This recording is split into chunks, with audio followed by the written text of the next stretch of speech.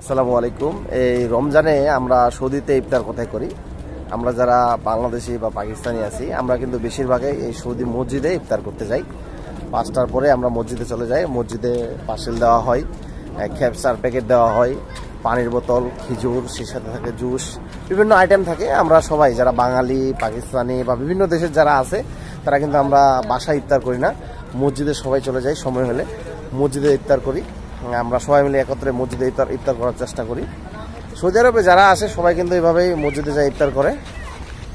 আপনারা যারা আছেন আপনারা কি বাসায় করেন বা মসজিদে করেন অবশ্যই জানাবেন। আর সৌদি আরবে কিন্তু সব জায়গায় আমাদের যে বাংলাদেশের মতো বুট, বুন্দিয়া, খেজুর বা ভাজা পোড়া দিয়ে ইফতার হয়, এখানে কিন্তু সেরকম হয় না। এখানে আমাদের বিভিন্ন আইটেম হয়, যেমন খেপসা থাকে, লবণ মশলা ছাড়া, মানে খেপসার মতো আর কি। অনেকের সেটা পছন্দ নাও হতে পারে।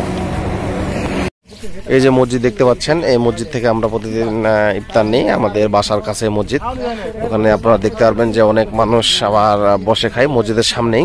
আবার অনেক মানুষ পার্সেলটা নিয়ে যায়। আমি আপনাদের দেখানোর চেষ্টা করতেছি। দেখতে পাচ্ছেন এই সে মসজিদ, এই যে মসজিদের সামনে যারা বসে খাবে, এখানে ইফতার করবে, তারা এখানে মসজিদের সামনে বসবে। আর যারা পার্সেল নিয়ে যাবে তারা কিন্তু লাইনে দাঁড়ায় পার্সেল নিতে হবে এবং কি বাসায় নিয়ে চলে যেতে পারবে। কেমন লাগলো ভিডিওটা অবশ্যই কমেন্ট করে জানাবেন। ধন্যবাদ।